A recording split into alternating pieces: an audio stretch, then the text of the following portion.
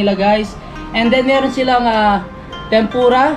And then itong 𝗃𝗧𝗎 nila. And then syempre hindi mawawala dyan yung pinaka-ramen nila guys. Ito yung black ramen nila.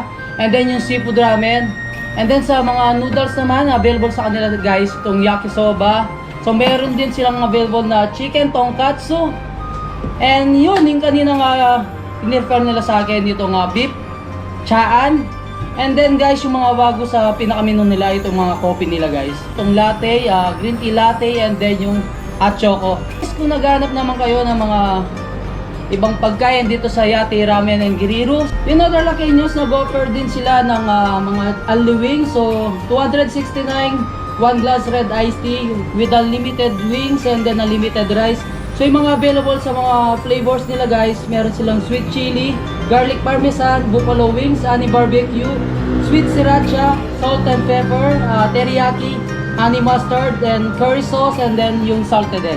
Nag-offer din sila ng mga refreshments, drinks. So meron silang fruit shake and then frappuccino.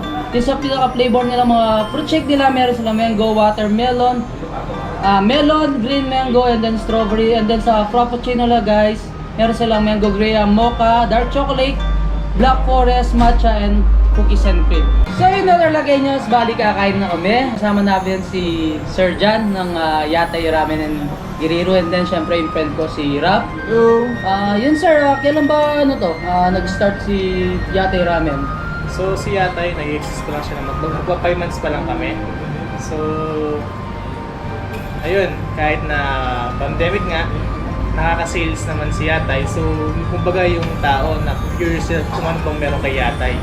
So, pinaka-target natin kasi is yung mapil nila yung Japanese team natin na Japanese sa ambience, vibes, yeah. yes, sa ambience, sa sounds, sa food, at lalo na yung makita nila yung cherry blossoms natin at yung traditional shit natin. Guys, napakaganda talaga nung pinaka-interior design nito nga mismong Yatai Ramen En Guriru. Yatai means guys yung food stall siya, and then yun, ramen, nag-offer sila ng ramen, and Guriru, it means yung mga grill nila. Like ito, meron silang 𝗚𝗢𝗡𝗍𝗂𝗏𝗏 barbecue guys, yung mga grill products nila. Isa sa mga pinagmamalaki ng Yatai Ramen En Guriru guys, ito yung mga unlimited chicken wings nila. So may sweet sriracha, buffalo wings, and then yung honey mustard. Yun, so kain muna kami kasama si Sir Jan and then si Rap guys. So ito guys, bali titikman ko itong pinaka seafood ramen nila. So yung kay Rap is itong black ramen nila guys.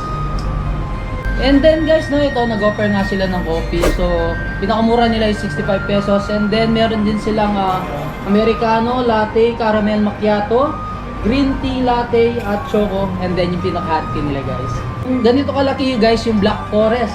Black forest nila, and then yung flavor ng cookies and cream. And then ito yung cookies and cream nila guys. Okay. Magkano ito sir?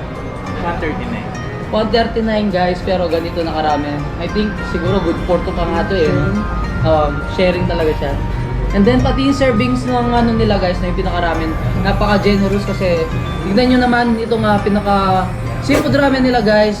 Meron siyang shrimp, and then yung taong, so meron siyang crab stick, and then so meron siyang century egg. And then guys, yung mga prices ng mga ramen nila dito. So yung black ramen, 269.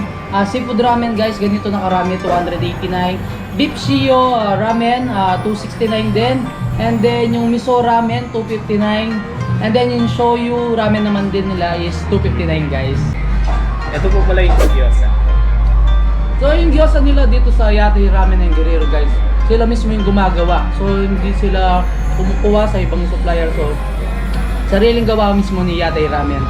And then guys, yung pinaka soup ng mga ramen nila guys, sabi nga ni Sir Jan kanina, so may supplier sila, mismong Japanese talaga yung gumagawa ng soup nila guys. So sabi nga, kung kaya mo siyang gayahin pero hindi mo makukuha yung pagka authentic na lasa ng pinaka soup ng ramen nila dito. So must try guys, punta kayo dito para malaman nyo kung ano yung lasa ng mga in-offer nilang ramen dito sa Yatai Ramen En Guriru. And then syempre maraming variety of foods yung in-offer nila guys, siguradong hindi kayo mauubusan. And then kung ayaw nyo naman mga Japanese foods, meron din silang mga in-offer na chicken wings.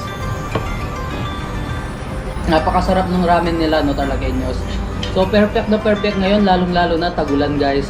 So talaga mag-crave ka ng mga may sabaw guys. So ito perfect na perfect yung ramen ng Yatai Ramen En Guriru guys. So malapit na malapit lang siya naman dito sa junction ng Capas.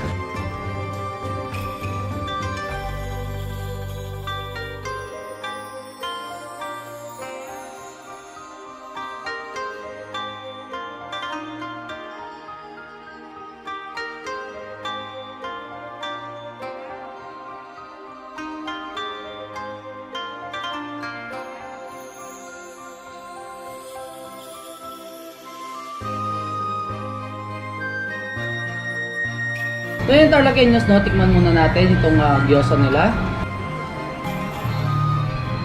Napaka the best ng 𝗪𝗀𝗧 nila guys. Napakalasa.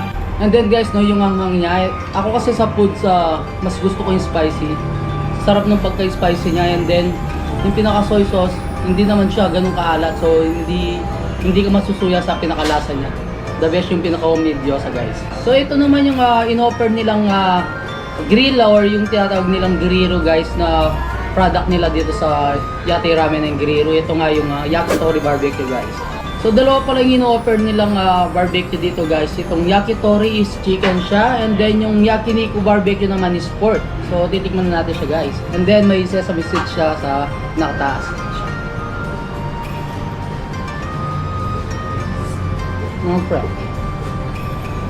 Masarap ng lasa niya, no, Tarlaqueños. And then, hindi ganun katigas yung pinaka meat. Napaka tender niya. And then, ang lambot ng mismong meat niya guys. The best.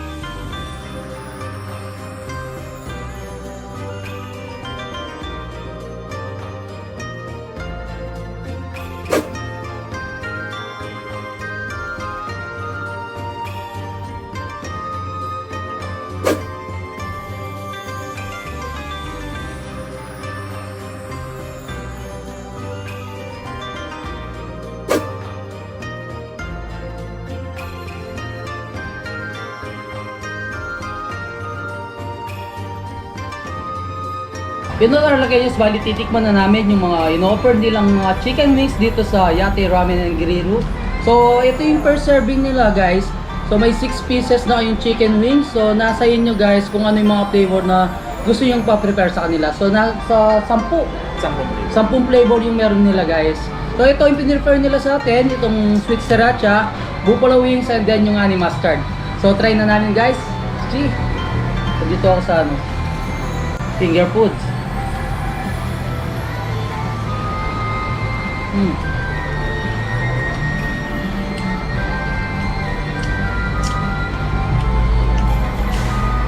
For only 269.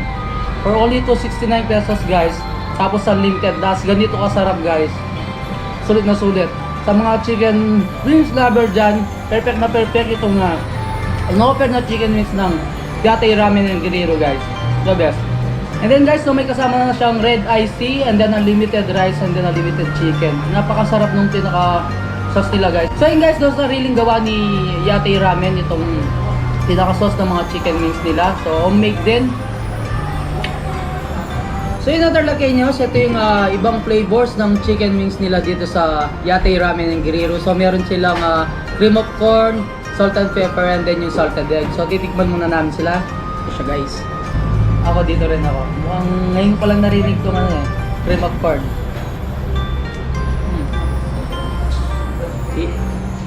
Init.